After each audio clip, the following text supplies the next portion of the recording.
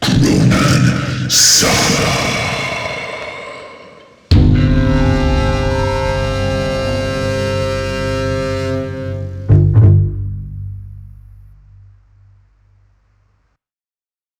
Cronan readied himself for combat, widening his stance, curling his hands into iron fists.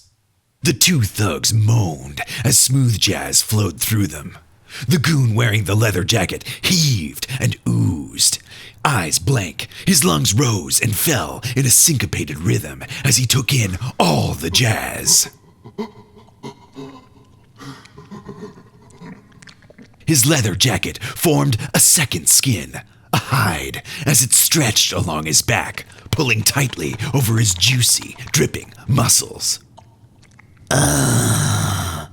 He grunted as horns forced their way out of his body and through the supple, tender leather, penetrating through it, extending outwards along his vertebrae in a demonic spinal mohawk.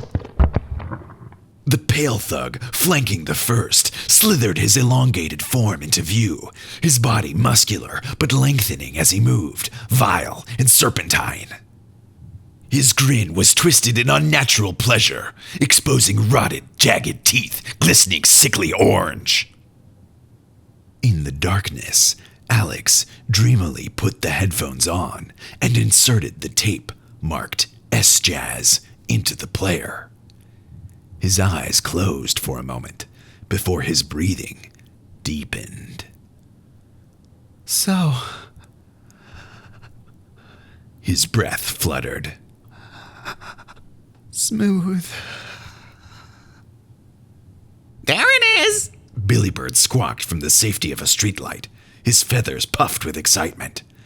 That's what I'm talking about, bro! Cronan didn't wait for the abominable transformations to complete. He lunged toward the first thug, his senses sharp. He dipped low, avoiding the leatherback's predictable right hook. Cronan kept his eyes locked on the grotesque figure. He knew from his years fighting in the pits of Tarkus that big men favored their right. The unskilled combatant trusts their strength, believes in it, prays to it, depends on it. Not a bad sentiment, but incomplete. Cronan pivoted and dug his left hard into the goon's gut in a vicious upward strike. The impact reverberated up Cronan's arm like hitting stone, but the thug staggered, blood gushing out from his lips. From behind, the pale thug moved faster than humanly possible, his serpent neck aiming for Cronan's throat. Cronan spun, narrowly avoiding the strike. His boot shot out at a low angle, catching the demon man's knee. With a sickening crunch, it buckled backwards, then snapped in half, then torn in two like wet paper. With the Walkman blasting smooth jazz in his ears, the pale one barely noticed. He kept coming, eyes wild, mouth spewing curse venom. The audacity of his attack took Cronan by surprise, and they collided. Lubricated by blood and smooth jazz excretions, his body coiled around Cronan, roping him with slimy, sinewy strength. "Ah!" bellowed Cronan, grabbing the thug. Cronan's fingers sank into the stretchy flesh. He pulled and peeled it back. The thug moaned maniacally as Cronan screamed, ripping and tearing each body coil, pulling apart rib bones and fascia, elbows and armpits, femurs and arteries. Red, wet tatters flapping in the air. Until he finally stood, panting, covered in a juicy mash of his enemy. The head! Cronan twisted as he felt the hot, white, stinging pain of demon fangs piercing his chest. Though the fiend's body was shredded and his eyes were white and lifeless, his fangs still pulsed poison. Even after death, the jazz had infused his mangled dead flesh with the desire to kill. Cronan desperately struggled to break the final rigor mortis hold, pulling at the spinal cord tail extending from the disembodied head. From the spine, Cronan swung the head at the ground like a club, smashing its lobe on the concrete. There, it lay cratered, but still squirting the last of its deadly cocktail of poison and hate. Cronan clutched at his heart as his vision blurred from the pain and the poison. The leatherback took his chance then. Right! Into Cronan's gut, they thudded, lifting him off the ground. The leatherback drove his fist again and again into Cronan's stomach, each strike inflicting further damage to his organs. His beard matted with blood, the leatherback howls in pleasure at the violence. Cronan can only see white, so strong is the pain. The leatherback and the oily, half-naked thug begin taking turns, slamming Cronan's head and body with enormous blows. White, red, black, red, white. Blinded by the poison, he feels the fists driving into his belly, his back, his jaw, and his kidneys, and the shockwaves rippling through his organs. White! His muscles were barely holding back the barrage of blows. Black!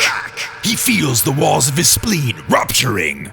Without sight, he must rely on another sense to find his enemy. Red! His pain. Taking the full power of the next strike, wagering his guts, and drawing the fist deeper, where it could do maximum damage, burst his innards, explode his vital organs, and where it could be caught. It slams into his defenseless gut. At the point of deepest impact, Cronan endures the pain, the shockwave, and the bursting innards to catch the thug's arm. He grasps it, his fingers an iron trap digging into the flesh. He grunts as he twists the arm with brutal force. Bones snap and the leatherback screeches. Cronan yanks him forward, headbutting him with the weight of a boulder. Blood sprays, splattering across the broken street as the thug's skull crumples, his demonic snarl turning into a choking gasp. From behind, the half-naked man looses a vicious strike at Cronan's kidney, sending yellow streaks across his vision. Cronan falls to the ground, but his hands find the leatherback's still twitching arm. In one motion, stepping on the leatherback's chest, he heaves upwards with his vice grip, tearing the bone, joint, and flesh as he wrenches off the arm, whirling it around to bludgeon the half-naked gangbanger. He can see only vague, impressionistic images of his opponent and the violence he wreaks.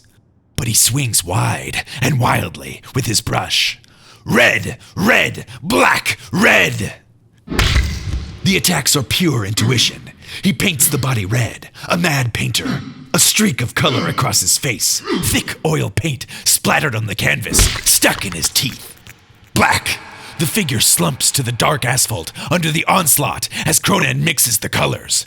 The bristles of his brush, the shreds and tatters of the arm, painting red and black against the street and thug in equal measure. A tiny voice rings out. Please. Cronan hears amidst the torrent of violence. Please. Just don't kill me. The half-naked man looks up from his one dying eye, begging. And why not, demon filth? His swollen lips quiver. We're just marking our territory for the gang. Dolphins, you know. Dolphins out of the Green Dolphin. I'm sorry.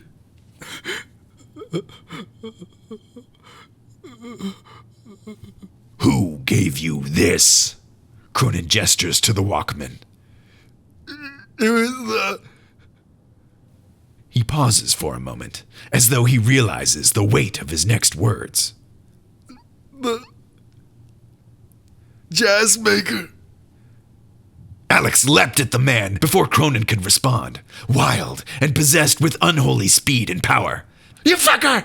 Where's the fucking jazz? Alex screamed. The man tried to answer, but Alex was already clawing at his face. Where's the jazz? Where's the jazz? Alex did not wait. He grabbed the man by his jaw and pulled as though the information were hidden inside. The thug could only scream as Alex ripped his jaw from his skull. Horrified, Cronan pulled Alex off and tossed him through the air, where he landed in a heap with a heavy thud. The battle is over, Alex! He looked down at the gurgling mess on the ground. Then, without a word, Cronan brought his boot down hard, silencing it.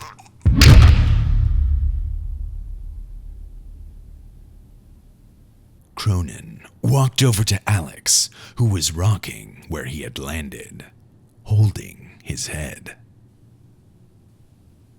Sorry, said Alex distantly. You must control yourself, boy. Do not let your exuberance for vengeance cloud your judgment. Come. Alex looked off into the darkness. Everything was still then. The bodies, twisted and broken, moved no more. He looked down at his bloody, quivering hands. Cronan and Alex walked over to the lifeless woman. Her skin was cool and her eyes still. Cronan noticed a locket around her neck. He examined it. Willie, it read. Billy Bird called from the streetlight. I can hear it. There's more. Bro, there's more. Much more. Much more jazz. Much more jazz. Cronan Saga.